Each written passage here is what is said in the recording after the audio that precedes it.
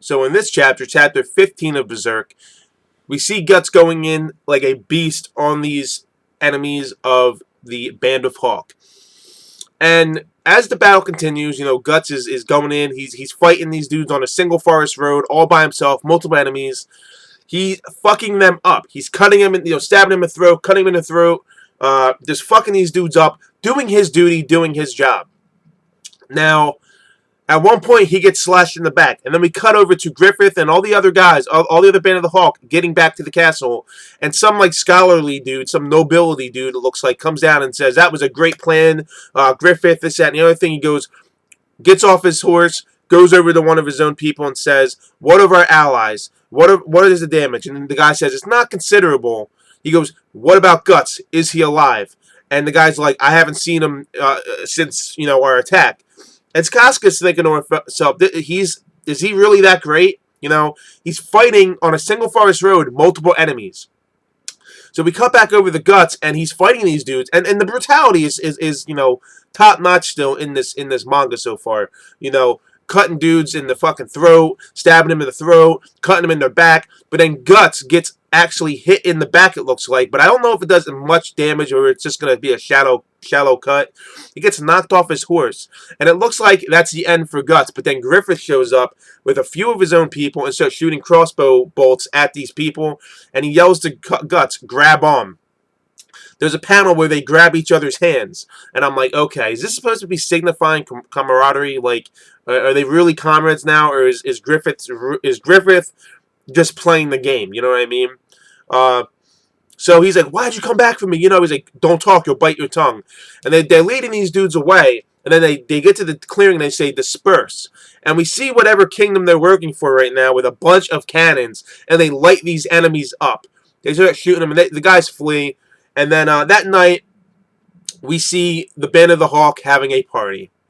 Meanwhile, there's this nobility dude, same guy, talking to another one saying, they did a good job. For the very least, this was a successful night raid. And he says something along the lines, because I don't feel like going in the book and looking for it, or going online and looking for it, because I'm reading this shit online because I don't have Volume 5. Pisses me off. But, he says, pretty soon we will not be able to treat them with content. Look at them with content. Because they're proving themselves in this kingdom. You see what I'm saying? And these nobility, whoever's in this kingdom, the higher-ups, if the Band of the Hawks become part of whatever kingdom this is, obviously they're not going to like it because they're lowborns. They're mercenaries. They weren't born in the kingdom. You see what I'm saying? That's the mindset these people have. And that's why they're treating them with content right now. He goes, but either way, that man, Griffith, he's a dreadful man. He's so young, but he's so skilled, and he's such a good tactician. How far can Griffith really go? Is what this guy's asking. Being born in the status that he's born in, being born into the world that he's born in. He's a lowborn. He's not of any nobility, no noble blood. How far could he truly go? And then we get to see a little nice moment between Guts and a few of the characters that we get introduced to. I think his name's like Judao. I don't know how to say his name. Jude, I guess. Rickert and this guy Pippin.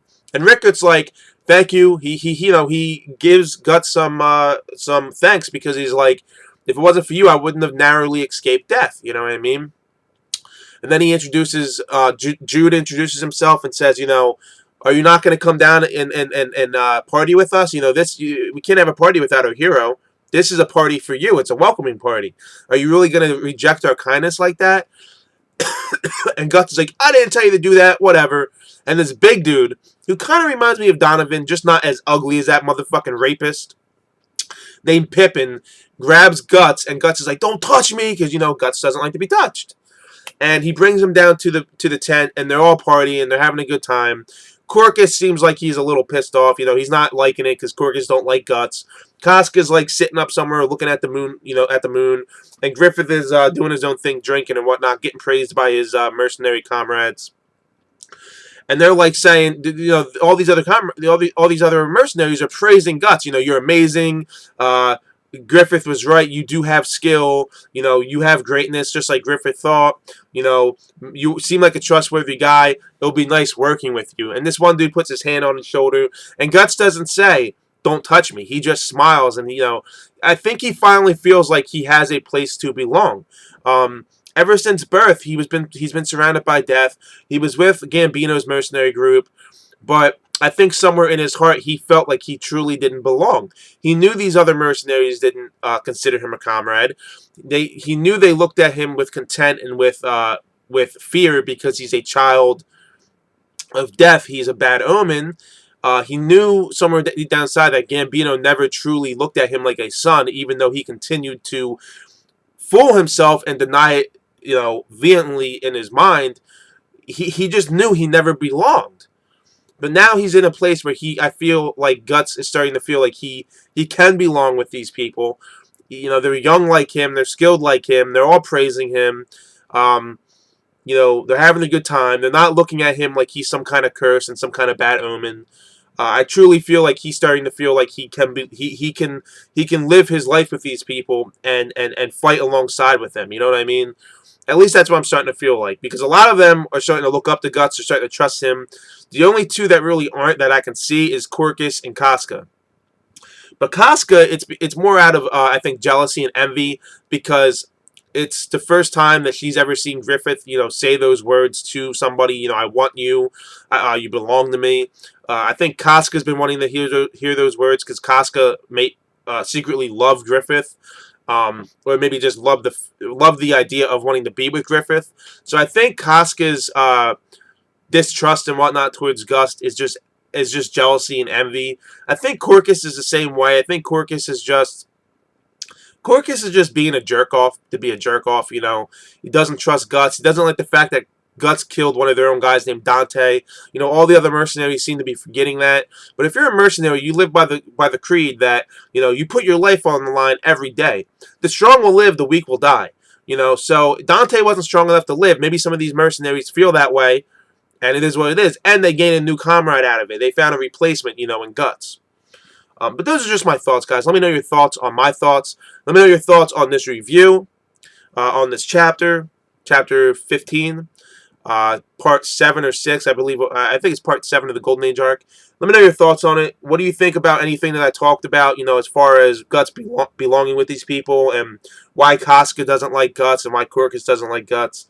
If you feel I deserve it, and you want to support this series of videos, the Berserk reviews from the beginning, hit the like button. If you want to 100% support me, my channel, my content, please do not use ad blocker while you watch my content, and I urge you to do the same for any other YouTubers that you enjoy. If you use ad blocker, you're not truly 100% supporting them. And if you're a new viewer and you want to see more Berserk reviews and more anime manga content, unboxing videos, video game unboxing videos, hit that subscribe button. You will not regret it, guys. I hope you enjoyed this review, chapter 15 for Berserk. I'll catch you guys in the next Berserk review.